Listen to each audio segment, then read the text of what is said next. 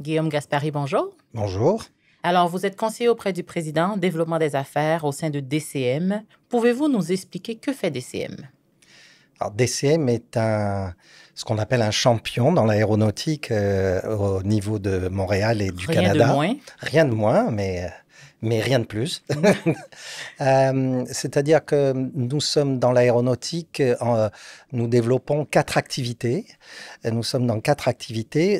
La fabrication de pièces d'avion, la fabrication d'outillage de maintenance d'avion, la réparation de pièces d'avion et le process de traitement de surface. Et ça fait longtemps que DCM existe? DCM, dans cette formation-là, non, parce que DCM est le résultat de plusieurs rachats, acquisitions de plusieurs compagnies qui se sont regroupées à l'origine autour d'une petite société qui s'appelait Synters America. Et au fur et à mesure, nous avons racheté des sociétés et agrandi notre portefeuille. Merci pour la précision. Je ne sais pas si c'est dans la description de votre entreprise qu'on peut lire cet élément. Vous êtes le seul fournisseur non européen d'Airbus et d'ATR. Est-ce que c'est un avantage ou un inconvénient?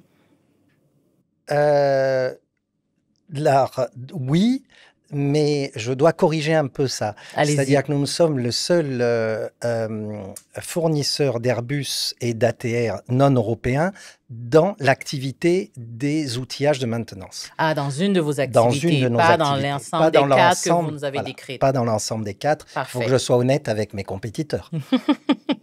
C'est très bien. Précision est faite. Peut-être pour mon bénéfice et probablement celui d'autres également. ATR veut dire? Avions de transport régionaux. C'est un des grands fabricants d'avions de transport régionaux qui sont en concurrence avec Bombardier, le Dash 8, le Q400, qui n'est plus d'ailleurs Bombardier, mais qui est maintenant un programme de Havilland. Merci de faire mon éducation, Guillaume. Comment est-ce que vous avez réussi à bâtir cette relation à travers les années avec des clients, entre autres comme Airbus, ATR, mais également d'autres à travers vos 4 activités que vous décriviez un petit peu plus tôt? Il faut pas oublier que parfois c'est de la chance parce qu'on est choisi comme ça par une grande société, mais la chance ne fait pas tout. Il faut aussi conserver ses clients et fournir un service de qualité de façon à conserver et ce qu'on a réussi à faire, à augmenter le niveau et le volume d'affaires qu'on a avec eux.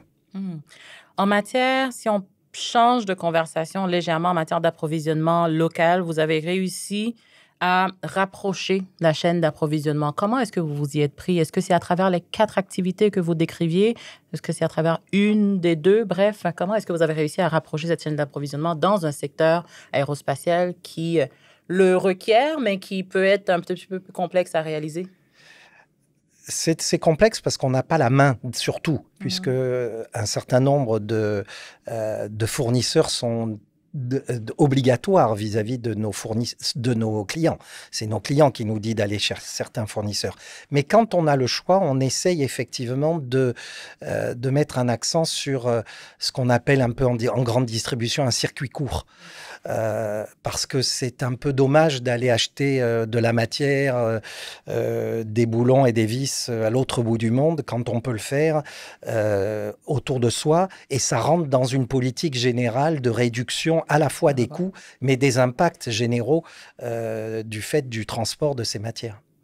Et est-ce qu'on peut dire que ce sont ça les principales motivations derrière le développement justement d'une stratégie d'approvisionnement local, de faire en sorte qu'on puisse réduire les coûts, de mettre à profit des partenaires plus locaux, de réussir à réduire le GES? Oui, enfin, c'est une politique qui est globale parce que effectivement, la réduction des coûts, on pourrait très bien tout acheter dans des sociétés, dans des pays à bas coût, mais ça a une limite. Alors d'abord, ça a une limite sociale et de responsabilité de la société, de notre société.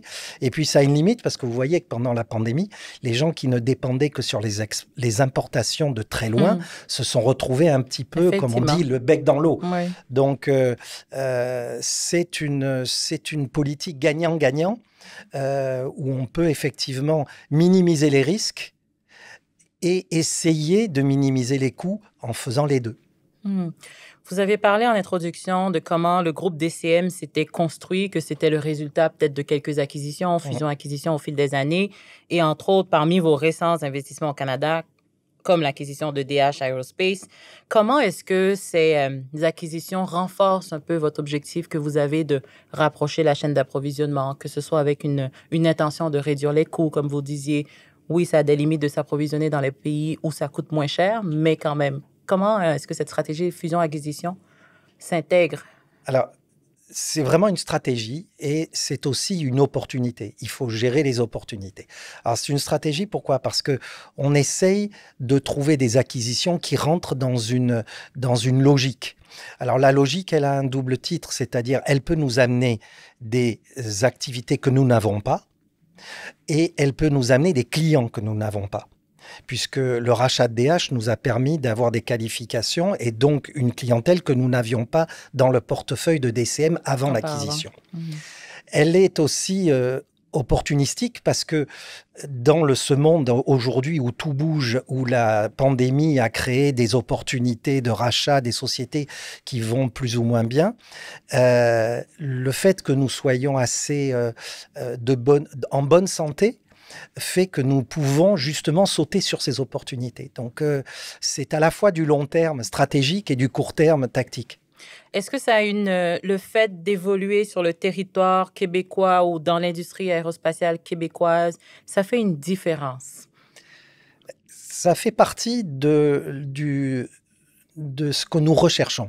C'est vrai, malgré mon accent, qui est particulièrement pas québécois, on a une vraie volonté dans le groupe DCM, c'est d'en faire, comme je le disais en introduction, un champion québécois et canadien. Donc, c'est vraiment ce qu'on recherche en priorité. C'est de pouvoir créer cette entité canadienne avec une forte comment dirais-je, une forte impression québécoise dans le monde de l'industrie aéronautique qui est pour l'instant plutôt européenne et américaine. Parlant d'Europe, justement, récemment, vous avez une expansion sur le continent, notamment à Toulouse depuis 2022, entre autres. Comment est-ce que vous assurez que cette expansion en Europe s'aligne également avec votre stratégie environnementale, d'approvisionnement de façon générale? Comment tout ça s'intègre au sein du groupe DCM?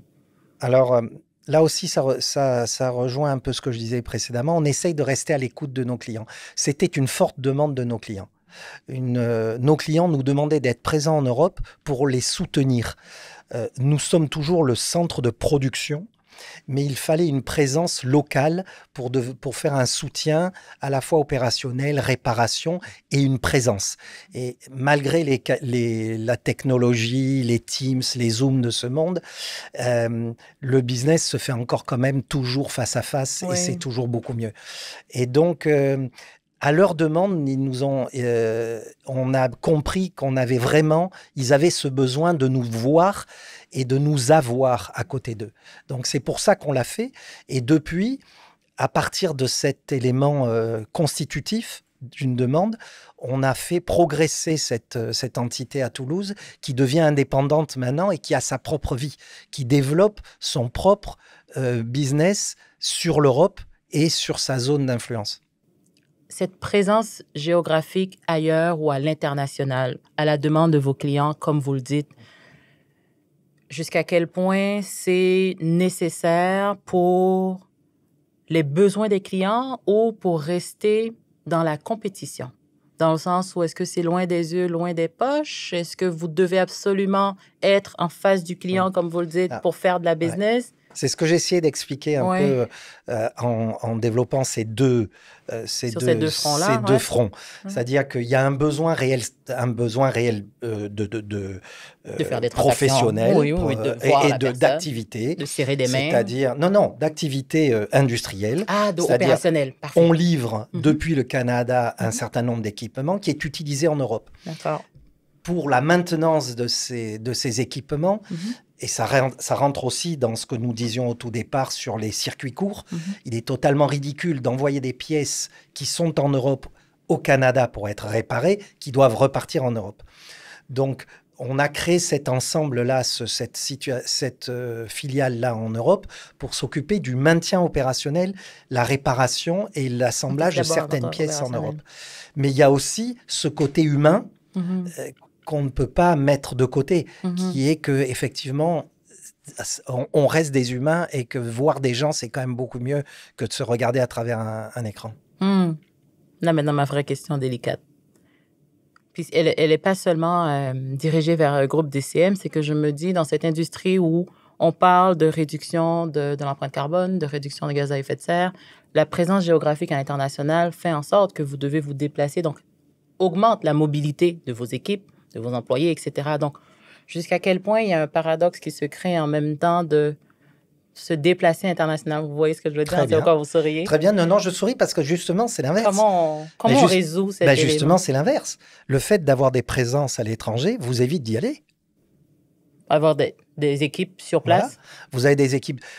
Si je devais me déplacer chaque fois que les gens veulent nous voir, je passerais mes mois, mes semaines dans l'avion. Là, on a une équipe sur place qui va en transport en commun chez son client et justement qui réduit notre empreinte carbone. La présence locale, à mon avis, au contraire, est une réduction de l'empreinte. Alors, c'est terrible à dire pour des gens qui vendent des pièces d'avion. Ça réduit nos voyages. Oui. Est-ce que vous pouvez nous parler des initiatives particulières que vous avez mises en place pour réduire votre empreinte environnementale, Guillaume? Est-ce que vous avez des exemples, des projets que vous avez à l'interne qui ont véritablement atteint leur objectif et que vous pouvez partager avec nous? Il y en a sur plusieurs sujets. Alors, déjà, nous fabriquons des pièces d'avion, donc c'est-à-dire que nous créons des déchets métalliques. Donc, on a une vraie politique de réduction enfin pas de réduction parce que là on peut pas réduire au maximum, mais au moins de recyclage. Tous nos copeaux et tout ça sont recyclés. Mais ça, je veux dire, je pense que beaucoup de nos confrères dans l'industrie font la même chose. On a développé aussi une politique de réduction de notre consommation par des petits gestes, mais des petits gestes qui à force d'être des petits gestes, les petites rivières font des grands fleuves. C'est-à-dire tout notre éclairage est passé en diode électroluminescente. Tout l'éclairage des bureaux s'éteint quand personne n'y est et se rallume quand on se déplace. Pareil pour le chauffage. Donc on essaye d'avoir ce genre de petits gestes.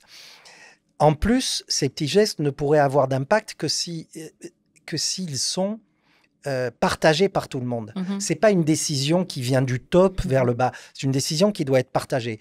Et on a une vraie communication en interne pour forcer les gens, pas pour les forcer, mais pour qu'ils nous accompagnent dans cette démarche. C'est-à-dire expliquer aux gens qu'il faut qu'ils éteignent leurs ordinateurs, qu'ils éteignent leurs écrans, etc. Donc ça a pas l'air grand-chose, mais c'est important parce que on a une action directe au sein de l'entreprise et on espère que cette action directe au sein de l'entreprise a une influence sur la vie des gens en dehors de l'entreprise. Oui, on essaye aussi de réduire nos déplacements autant que faire se peut. Et puis, on a d'autres projets en tête. Alors, on peut regarder, puisque, comme vous le savez, on a 4 usines un peu disséminées. On en a 6 en comptant l'Ontario et 7 en comptant la France. Mais on essaye de regarder des projets, peut-être de voir à faire du covoiturage, de récupérer les gens dans les stations de métro les plus proches, etc. C'est des sujets sur lesquels on travaille aujourd'hui. Donc, pas seulement avoir cette intention dans l'offre de service que vous proposez à votre client, mais que vous puissiez vivre ces changements, ces réductions de votre empreinte à l'intérieur de l'entreprise également pour les employés. On va parler d'inclusion sociale et de diversité. Donc, il paraît que vous êtes très connu pour vos pratiques, vos initiatives au sein du groupe DCM en matière d'EDI, donc d'équité, diversité et d'inclusion. Pourquoi ça a commencé? Comment ça a commencé? Et aujourd'hui, pourquoi est-ce qu'on vous reconnaît dans ce domaine-là? Merci de me dire qu'on est très connu. C'est vrai qu'on a eu un prix dernièrement sur ce sujet-là.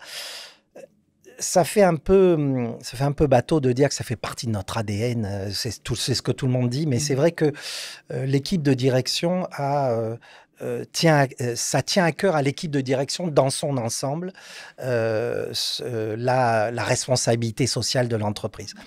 Parce que bon, on est aujourd'hui plus de 450 personnes et qu'on a on a une vraie empreinte, on a une vraie responsabilité et on a un vrai impact sur ce sujet-là.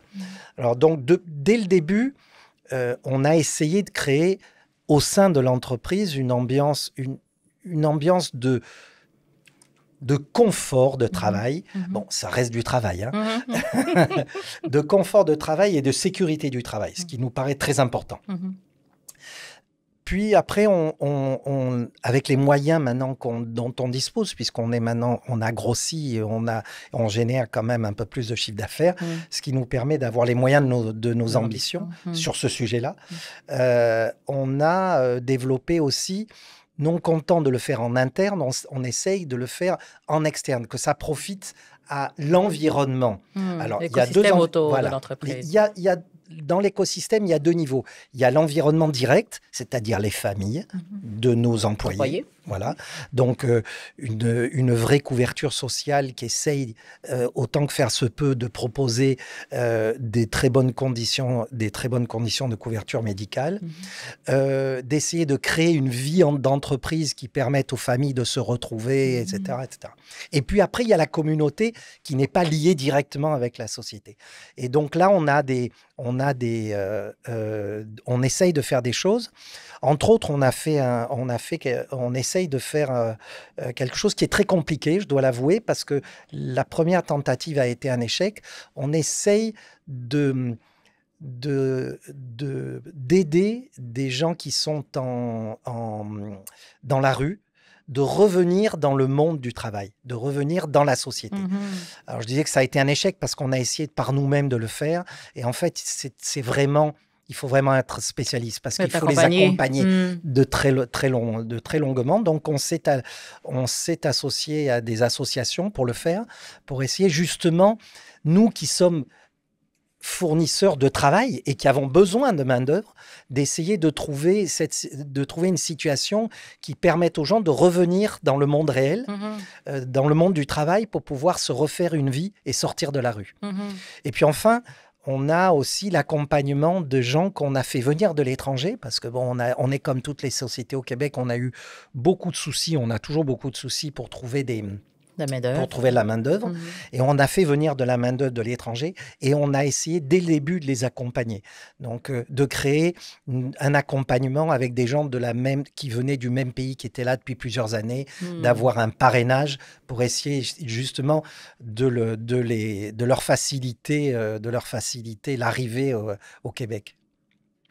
Petite note par rapport à... merci pour la précision sur l'échec, donc pourquoi vous avez échoué. C'est très rare qu'on entende des dirigeants d'entreprise parler d'échec de stratégie ou d'implantation de stratégie partout, particulièrement en EDI. On veut se concentrer sur les concepts bateaux, comme vous le disiez tout à l'heure, sur les valeurs qu'on peut lire sur un site Internet. Donc, merci pour cette transparence.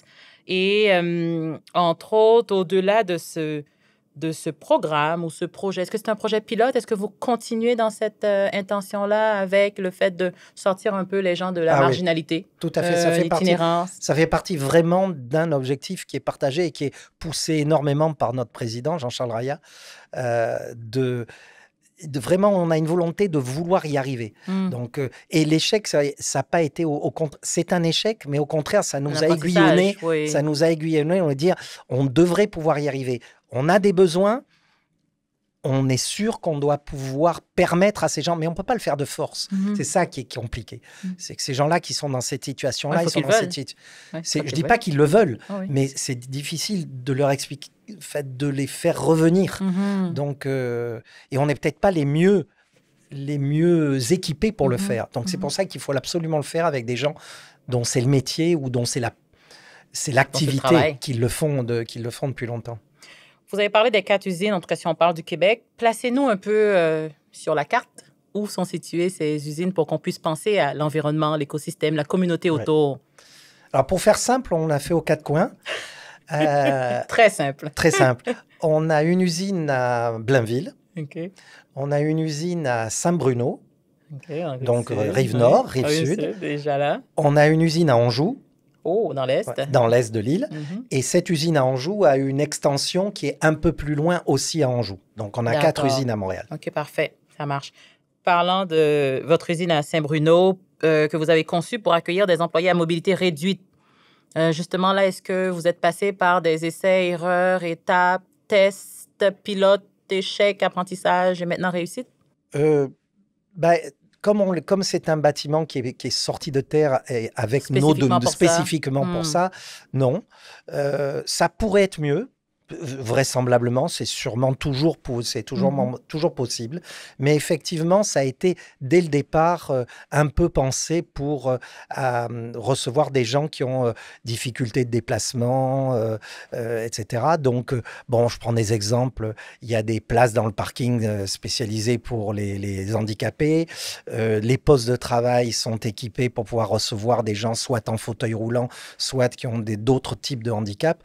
Donc, non, ça a été fait dès le début. On n'est pas parti d'une bâtisse qui existait, qu'on a refait. On est vraiment parti d'une feuille blanche.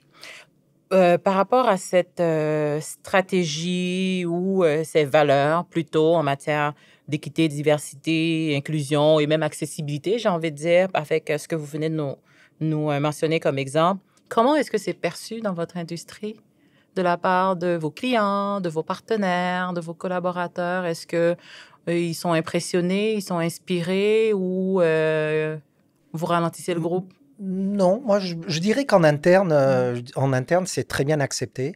Les gens se sont très très très bien intégrés, etc. Ça pose pas de souci. Ce que je disais, c'est quand je disais bateau, c'est vrai que quand vous regardez beaucoup de sites web de grandes entreprises, la responsabilité sociale de l'entreprise, etc., est beaucoup mise en avant. Malheureusement, parfois, en passant un peu la patate chaude vers le bas, c'est-à-dire il faut avoir ce genre de politique, donc il faut que nos sous-traitants donc déjà faites-le et puis nous on le fera après. On le fera après. Donc on a essayé d'être un peu plus pionnier là-dedans et d'aller voir nos clients et dire nous on l'a déjà mis en place. Est-ce que c'est un secteur, l'aérospatial, qui se prête à ce type de valeurs, d'initiatives en matière de responsabilité sociale, d'une part, en dehors du sujet dont on parle, que ce soit la transition durable, la réduction des GES et de notre empreinte carbone? Est-ce que ce type d'initiatives sont communes, courantes dans cette industrie? Là, je ne saurais pas dire. Je sais qu'elles sont aujourd'hui... partagés. Le besoin de les mettre en place est partagé dans l'industrie. Je connais d'autres industries qui le font aussi. Mais vous savez, quand vous fabriquez des pièces d'avion, vous avez des machines et vous machinez des pièces métalliques. Que ce soit pour des pièces d'avion ou pour autre chose, vous restez un machineur. Donc, je pense que d'autres secteurs d'activité doivent et peuvent avoir la même politique. Tout à fait. Vous avez effleuré très rapidement, maintenant que vous avez les moyens de vos ambitions, donc que votre chiffre d'affaires vous permet de faire quelques actions. On va nommer ce chiffre d'affaires, ou plutôt le chiffrer. Votre entreprise connaît une croissance impressionnante avec une prévision de dépassement de 100 millions de dollars d'ici 2025. Quand même, c'est pas rien. Est-ce que vous avez des facteurs qui expliquent cette croissance rapide, entre guillemets? Je suis convaincue que vous, à l'interne, vous la voyez peut-être pas aussi rapide que nous, de l'externe. Est-ce qu'elle a été rapide selon vous et quels sont les facteurs de succès? Bon, il est clair qu'elle a été rapide. Oui. Moi, qui ai quand même quelques années derrière moi dans l'industrie, c'est vrai qu'on peut s'enorgueillir de ce genre de résultats.